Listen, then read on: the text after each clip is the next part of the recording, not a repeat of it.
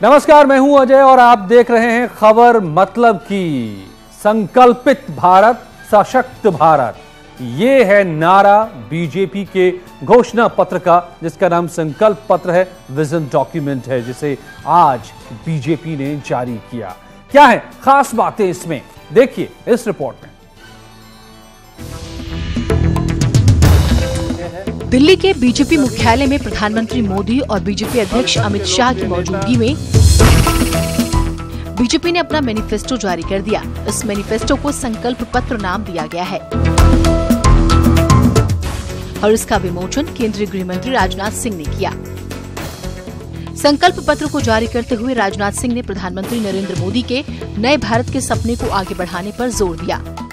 प्रधानमंत्री मोदी ने 48 पन्ने के इस संकल्प पत्र को जन के मन की बात बताया। पहले आवश्यकताओं को ध्यान में रख करके शासन चलाया, अब सामान्य मानवीय की आकांक्षाओं को लेकर के हम क्या कर सकते हैं उसको घोषणा पत्र में लेके आए। Good governance, easy governance, transparent governance, accountable governance, responsible governance, इन सारी बातों को बल देते हुए शासन व्यवस्था में हमने कई रिफॉर्म्स किए। इस संकल्प पत्र को संकल्पित भारत और सशक्त भारत का नाम दिया गया है। पिछले 5 साल की उपलब्धियों के साथ आने वाले 5 सालों के लिए वायदे किए गए हैं। इसमें 2022 तक सभी 75 संकल्प पूरे करने का वायदा किया गया है। आतंकवाद के खिलाफ जीरो टॉलरेंस की नीति जारी रहेगी। कश्मीर की समस्या के समाधान के लिए काम किया जाएगा। राम मंदिर के निर्माण के लिए सभी संभावनाओं पर विचार होगा। सिटीजन अमेंडमेंट बिल को संसद में पास करवाकर लागू किया जाएगा। किसानों की आय को दोगुना करने पर काम जारी रहेगा। किसान क्रेडिट कार्ड पर 1 लाख तक का लोन 0 ब्याज पर मिलेगा।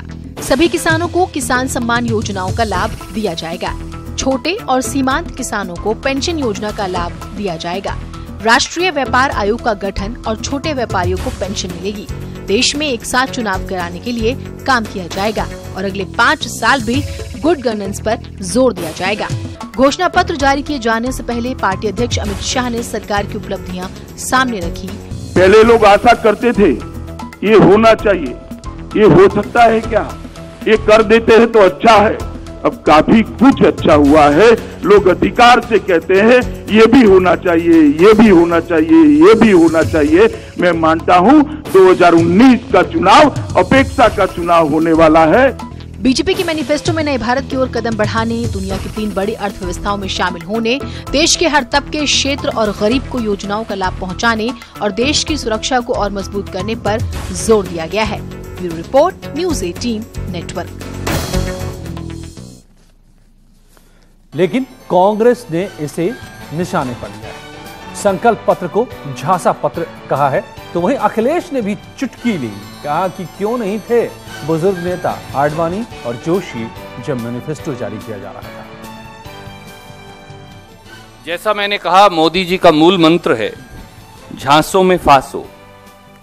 जब साल 2014 के घोषणा पत्र के 125 सवाल खड़े हों, तो आज के झांसा पत्र, ये संकल्प पत्र नहीं है, आज के झांसा पत्र पर भरोसा कैसे करें।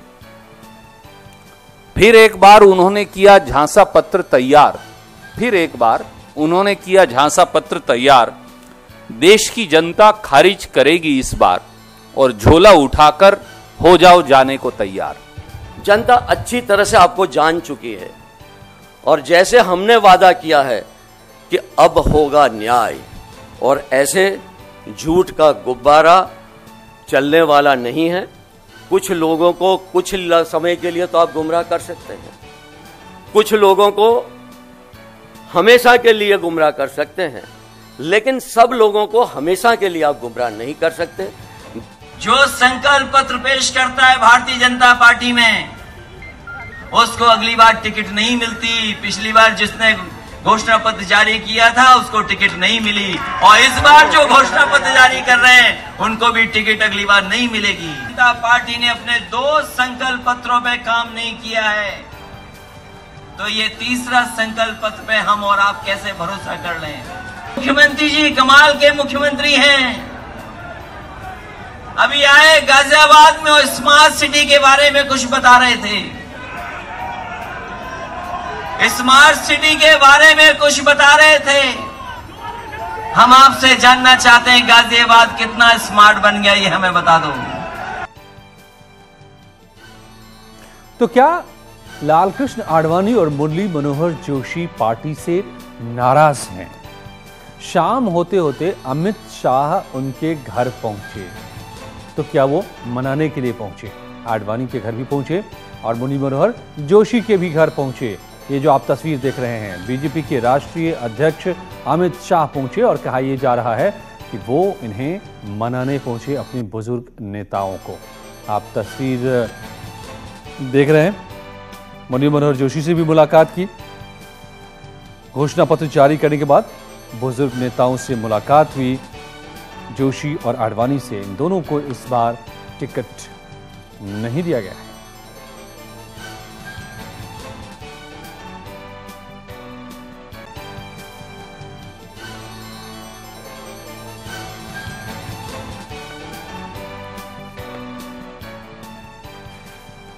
तो बीजेपी के घोषणा पत्र अब सामने है और इसमें यह भी कहा गया है कि राम मंदिर बनाने को बीजेपी संकल्पित है। संविधान के दायरे में रहकर मंदिर बनाने की कोशिश करेगी बीजेपी। इस बात से साधु संत प्रसन्न हो गए हैं जो कुछ समय पहले नाराज नजर आ रहे थे। और इकबाल अंसारी साहब ने भी कहा है कि बीजेपी के इरादों की हम तारीफ करते हैं। पहले भी बोल चुके हैं प्रधानमंत्री कि कोर्ट के आदेश के बाद पालन किया जाएगा, तो कोर्ट जो आदेश देती है उसके अनुसार सरकार की तो आवश्यकता पड़ेगी। और सबसे महत्वपूर्ण बात है कि सरकार के कम से कम घोषणा पत्र में राम मंदिर अभी भी है और आशा करता हूं कि अब की जब सरकार आएगी तो राम मंदिर जरूर बनाएगी। निश्चित रूप से भारतीय जनता पार्टी का जो प्रयास है ये स्वागत योग्य है, सराहनीय है और ये 100% हम धर्माचार्यों को विश्वास है कि राम मंदिर बीजेपी ही बनवाएगी और बहुत जल्दी बनेगा। जो भी पहल राम जन्मभूमि बाबरी मस्जिद के बारे में सोचा गया है और संवैधानिक पद पे जो है संवैधानिक दायरे में रहकर जो है बात कही गई है कि जो भी इसमें जो है पहल किया जाएगा वो संवैधानिक दायरे में, हम इसका स्वागत भी करते हैं। सरकार के हर पहलू का हम स्वागत करते हैं क्योंकि ये सरकार अमन चैन की है। ये सरकार अमन चैन की है। बाबरी मस्जिद और राम जन्मभूमि जो विवाद है इसके पक्षकार हैं, मुस्लिम पक्षकार हैं और उनका कहना है कि ये सरकार अमन चैन की है। लेकिन चुनाव अब बेहद करीब है। फर्स्ट फेज का इलेक्शन होना है 11 तारीख को, चंद रोज बचे हुए हैं और ऐसे में सबसे ज्यादा अगर डिमांड में कोई नेता है प्रचार के लिए उत्तर प्रदेश में, पश्चिमी उत्तर प्रदेश में, तो वो हैं योगी आदित्यनाथ। पीएम के बाद सबसे ज्यादा उन्हीं की डिमांड है। 31 रैलियां अब तक सीएम योगी कर चुके हैं। सभी दल जी जान से जुटे हुए हैं पश्चिम उत्तर प्रदेश में और बीजेपी में मोदी के बाद सबसे ज्यादा अगर कोई रैली कर रहे हैं, ताबड़तोड़ रैली जिनकी हो रही है, वो है सीएम योगी। आपको यह भी बताया कि 17 मई तक देश भर में 250 रैलियां करेंगे सीएम योगी। सिर्फ यूपी ही नहीं, पूरे देश में डिमांड है योगी आदित्यनाथ की। तो लगातार ताबड़तोड़ रैली सीएम योगी की और पश्चिम उत्तर प्रदेश में खासतौर से सीएम योगी की एक के बाद दूसरी रैलियां लगातार हो रही हैं प्रधानमंत्री मोदी के बाद सबसे ज्यादा।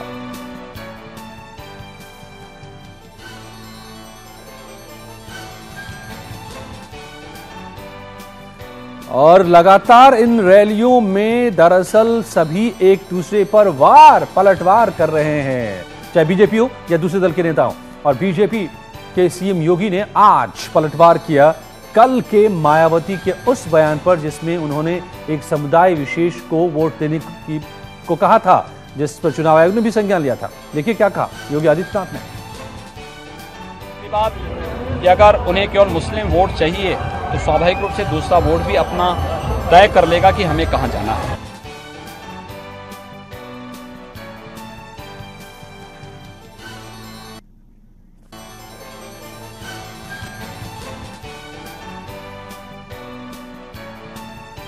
और डिप्टी सीएम दिनेश शर्मा भी लगातार प्रचार में जुटे हुए हैं। ताबड़तोड़ रैलियां भी हो रही हैं, सभाएं भी हो रही हैं। तो किस तरह से उनका पूरा दिन जा रहा है, कैसे प्रचार में जुटे हुए हैं, उनसे खास बात की हमारे संवाददाता राजीव सिंह ने। सुनिए।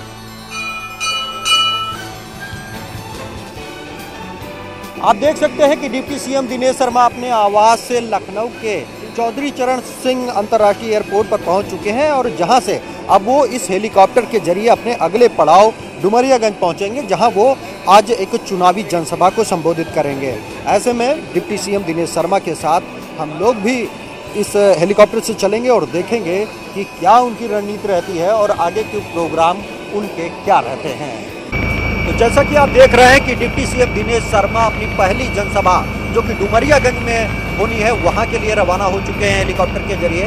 इस वक्त हमारे साथ डिप्टी सीएम साहब मौजूद हैं, जिससे हम बात करेंगे कि सर जो ये चुनाव है, क्या लगता है कि किन मुद्दों को लेकर ये चुनाव होगा, किन मुद्दों को लेकर आप जनता के बीच जाएंगे? देखिए, विपक्ष अलग अलग और मिलकर केवल एक मुद्दे पर चुनाव लड़ रहा है, मोदी हटाओ। और मोदी जी और बीजेपी इस मुद्दे पर चुनाव लड़ रही है कि भ्रष्टाचार हटाओ, महंगाई हटाओ और आतंकवाद को हटाओ और एक समग्र विकास की जो गति तेजी पकड़ी है पूरे भारतवर्ष में वो और तेज हो, लोगों की आमदनी बढ़े और गरीबी की रेखा से ऊपर लोग अपना जीवन यापन कर सकें। और खासतौर से हमारा जो विकास का एजेंडा है, पिछले बार 75% से ऊपर की राशि जो केंद्र सरकार है उसने उसका बजट तैयार किया था। कि आपने कहा जो सपा बसपा के राष्ट्रभक्त हैं वो इस बार बीजेपी का समर्थन करेंगे और यही कारण है कि सपा बसपा लगातार आप पर ये आरोप लगा रहे हैं कि आप राष्ट्र प्रेम को लेकर, सेना को लेकर राजनीति कर रहे हैं। अभी कांग्रेस का अगर आप एजेंडा पढ़िए, घोषणा पत्र, कांग्रेस ने अपने घोषणा पत्र में लिखा है कि 1971 में कांग्रेस सरकार के नेतृत्व में चीन पे हमने और पाकिस्तान पर 1971 में हमने जो है वो विजय प्राप्त करी, चीन का युद्ध किया और 71 में पाकिस्तान पर हमने विजय प्राप्त करी कांग्रेस सरकार के नेतृत्व में। और फिर वो इंदिरा जी का उल्लेख करते हैं और उसके बाद वो समय समय पर विभिन्न घटनाओं का उल्लेख करते हुए कांग्रेस के नेतृत्व का उल्लेख करके सेना का उल्लेख नहीं करते। आप सेना की शौर्य का उल्लेख नहीं करते। मोदी जी ने तो 1000 बार कहा है और हम डंके की चोट पर कहते हैं कि सेना के शौर्य और पराक्रम को हम प्रणाम करते हैं, नतमस्तक होते हैं। तो कुल मिलाकर ये आरोप प्रत्यारोप का दौर आगे भी जारी रहेगा।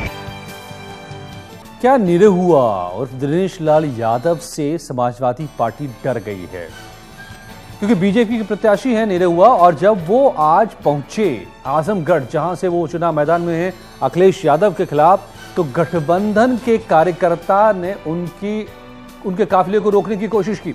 ये देखिए, निरहुआ यहां पहुंचे हुए हैं और अचानक निरहुआ वापस जाओ के यहां से नारे लगने लगे और नारे लगाने वाले थे एसपी बीएसपी गठबंधन के लोग। किसी तरह पुलिस ने निरहुआ के काफिले को सुरक्षित यहां से बाहर निकाला। ये देखिए किस तरह से एसपी बीएसपी का अटैक हुआ यहां पर। और इसके बाद निरहुआ ने कहा कि एक तरफ मोदी है और दूसरी तरफ सिर्फ निजी स्वार्थों से बने गठबंधन के लोग। और उधर हेमा मालिनी भी लगातार ताबड़तोड़ चुनाव प्रचार में जुटी हुई हैं। उनसे खास बात की हमारे संवाददाता पवन गौड़ ने। बातचीत करने के लिए हम मथुरा से लोकसभा सांसद और इस बार 2019 के लोकसभा चुनाव में प्रत्याशी बीजेपी की तरफ से Hema Malini ji. Ma'am, dream girl के नाम से आपको जाना जाता रहा है अब तक। मथुरा के अगर सपनों की बात करें तो पिछले 5 साल में कितने सपने आपने पूरे कर दिए? दूसरों का सपना पूरा किया। पूरा मतलब इतना पूरा नहीं हुआ, होना है, बहुत होना है, क्योंकि इतना काम है कि अनगिनत रोड्स खराब, इतना खराब। सो रोड्स का, लाइट्स का, पानी का व्यवस्था बहुत कुछ किया है। जो जो सुविधाएं दे सकते हैं, देन बहुत सारे विकलांग को tricycle, then furnitures in the schools, government schools, all in a bad shape. कुछ इतना ख़राब कंडीशन में थे, बच्चे लोग ऐसे ज़मीन में बैठते थे, यू नो। तो बहुत सारे स्कूल्स का मैंने ये किया है। उसके अलावा बाहर से भी फंड लाकर मैंने बड़े बड़े इंटर कॉलेज जो है गर्ल्स का, उसमें 50-50 लाख का दिया हुआ है, तो उनके लिए इम्प्रूव करने के लिए उस जगह को। धन्यवाद हमसे बात करने के लिए। साफ तौर पर कहना है मालिनी जी का कि आगामी कुछ वर्षों में मथुरा की तस्वीर आपको बदली हुई नजर आएगी और 2019 में फिर से एक बार मोदी सरकार केंद्र में सत्ता पर काबिज होने जा रही है। कैप्टन वैभव के साथ पवन गौर, नेटवर्क 18, मथुरा। ये थी खबरें मतलब की, लेकिन जारी है न्यूज़ 18 पर खबरों का सिलसिला। नमस्कार।